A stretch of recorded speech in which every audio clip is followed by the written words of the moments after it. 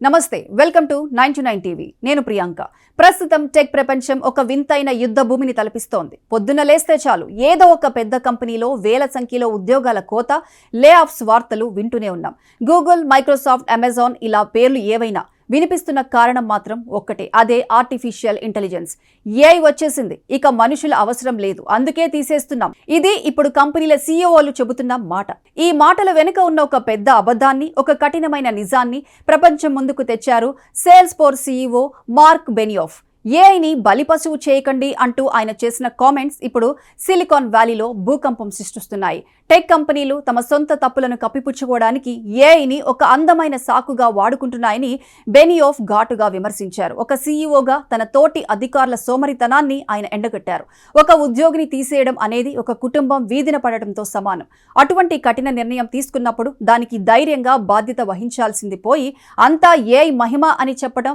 బాధ్యత రాహిత్యమని ఆయన అభిప్రాయపడ్డారు మార్క్ బెనియోఫ్ ఒక అద్భుతమైన మాట అన్నారు ఏఐకి ఆత్మ లేదు అది కేవలం సమాచారాన్ని విశ్లేషిస్తుంది పనిని వేగవంతం చేస్తుంది కానీ ఒక వ్యాపార ఒప్పందం జరగాలన్నా ఇద్దరు వ్యక్తుల మధ్య నమ్మకం కలగాలన్నా అది మనుషులతోనే సాధ్యం ఒక బిజినెస్ డీల్ ఫైనల్ కావాలంటే మనుషుల మధ్య ఉండే ఆ ఎమోషనల్ కనెక్ట్ కావాలి ఏఐ కేవలం సమన్వయం మాత్రమే చేయగలదు కానీ అంతిమంగా డీల్స్ క్లోజ్ చేయాల్సింది మనుషులే అందుకే ఏఐ వల్ల ఉద్యోగాలు పోతాయన్నది ఒక భ్రమ మాత్రమే అని ఆయన తేల్చి చెప్పారు మార్క్ బెనియోఫ్ విశ్లేషణ ప్రకారం ప్రస్తుతం జరుగుతున్న లే ఆఫ్స్ వెనుక ఏఐ కంటే బలమైన 3 కారణాలున్నాయి మొదటిది ఆర్థిక ఒత్తిళ్లు అనాలోచిత నిర్ణయాలు కోవిడ్ సమయంలో టెక్ కంపెనీలు విపరీతమైన లాభాల్లో ఉన్నాయి ఆ ఉత్సాహంలో అవసరానికి మించి లక్షల మంది ఉద్యోగులను తీసుకున్నాయి ఇప్పుడు మార్కెట్ సాధారణ స్థితికి రావడంతో ఆ జీతాల భారాన్ని మోయలేక చేతులెత్తేస్తున్నాయి ఆ తప్పును కప్పిపుచ్చుకోవడానికి ఏఐ పేరును వాడుతున్నాయి ఇక రెండవది డేటా సెంటర్ల నిర్మాణం ప్రస్తుతం ప్రపంచవ్యాప్తంగా కంపెనీలన్నీ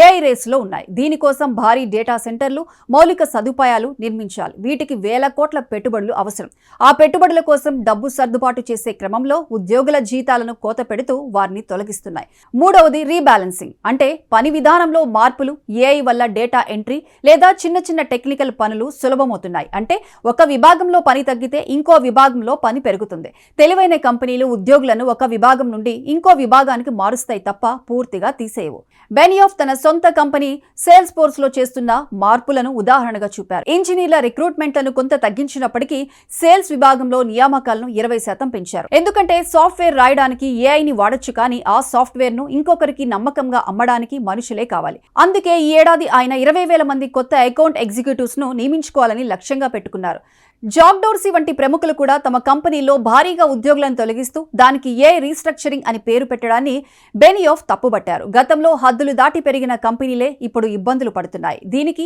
ఏఐకి ఎలాంటి సంబంధం లేదు సీఈఓలు ధైర్యంగా నిలబడి తాము చేసిన తప్పులను ఒప్పుకోవాలని ప్రజల ప్రశ్నలకు సమాధానం చెప్పాలని ఆయన డిమాండ్ చేశారు మార్క్ బెనియోఫ్ మాటలు వింటుంటే ఒక విషయం అర్థమవుతోంది టెక్నాలజీ మారుతుండవచ్చు కానీ మనిషి విలువ మాత్రం తగ్గదు ఏఐ అనేది ఒక పరికరం మాత్రమే అది మనల్ని భర్తీ చేయలేదు మన పనిని మెరుగుపరుస్తుంది కంపెనీలు తమ లాభాల కోసం మనుషులను బలి ఇస్తూ టెక్నాలజీని నిందించడం సరైన పద్ధతి కాదు